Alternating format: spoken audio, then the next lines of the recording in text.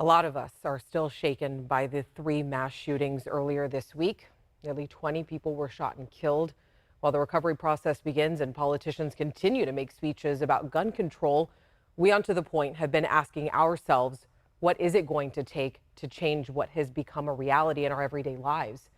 There is no easy answer, but there are lessons to be learned. In tonight's main point, I sat down with Sal Cortez. He is a retired first responder who heard the last gunshots fired from the gunman in the Cleveland Elementary School shooting in Stockton back in 1989. And he has dedicated his life to making sure not just first responders are prepared for an active shooter situation, but that all of us are prepared. I want to first start with Cleveland because you actually responded to the Cleveland Elementary School shooting. What has changed since that school shooting here in California? A tremendous amount has changed since 1989, and in some regards, some things haven't. But I think if you're looking at the big picture of what has changed since 1989 is that we now have a system that deals with active shooter response, both at the law enforcement level, at the medical level, and then also at the civilian level.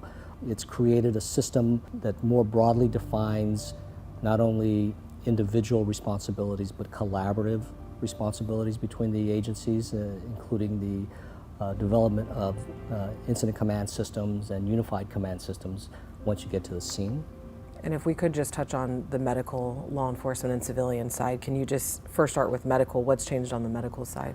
Well, I mean, in terms of how first responders on the medical side understand what can be done to treat victims of mass casualty events is that in 1989, the idea of even simple tourniquets was taboo. It was broadly thought that the use of a tourniquet meant that you were going to lose a limb. And so the idea of life over limb didn't strike anyone as something that would be more important. And then on the law enforcement side, what's really developed there? In the 80s, we had kind of a surround and call out kind of practice. And so instead of actually attempting to go and address the threat, it was more of a circle the building and try to negotiate them out. And in my second active shooter event, which I responded to, which was at the Lyndhurst High School in Olivehurst, that's exactly what happened. The shooter entered, there was a number of fatalities, and then he took hostage a number of students, and as a law enforcement community, we kind of surrounded the place and started negotiating with them. And so today, the response with law enforcement is much more aggressive, as it should be. We're really in a space now where it's incumbent upon everybody to really take care of themselves, not just law enforcement, but civilians educating themselves on how to respond to these events as well. I mean, is that really the space that we're in as a society? I think if you looked at this whole, the landscape of mass casualty events 5 years ago, you would say, no, our responsibility is in the law enforcement response and mitigating the threat and, dealing with medical care at the time. But with the evolution of both the training and response, you see an evolution in the response of the shooters. And so they have gotten smarter. And so not that they are necessarily understanding the tactics of law enforcement, but they see the necessity to be smarter in their response. And I think the best and most graphic description of that was the Las Vegas shooting from the top of the Mandalay Bay. He had what we like to say is a tactical advantage over everyone.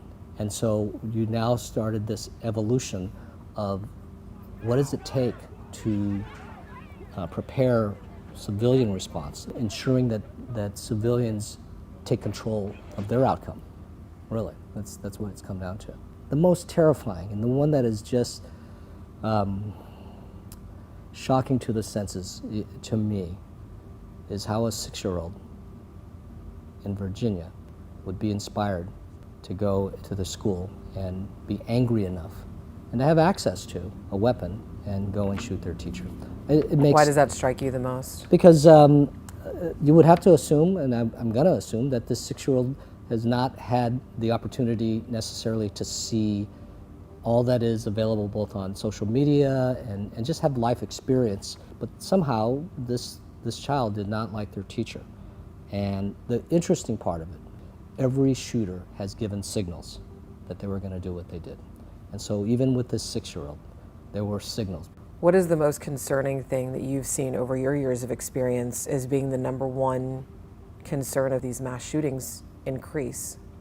The increased intelligence of the shooters. They're getting smarter, but we see a number of shooters now taking tactical high ground. In Illinois on 4th of July this past year, we had a young man who actually disguised himself after taking tactical high ground and shooting down into the crowd, and then dressed as a female and walked away. And then was attempting to do another round of shooting when he was caught, about 30 minutes later. How do we protect ourselves? What do we do? Yeah.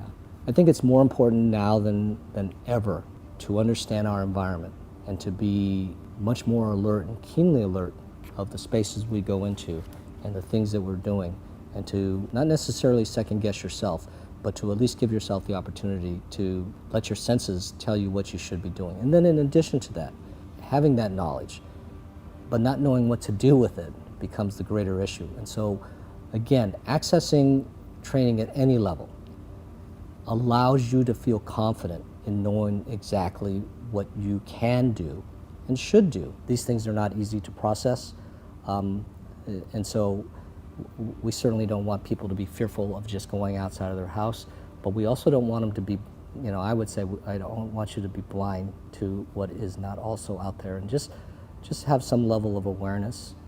Like you said, be aware of your environment. Totally, yeah.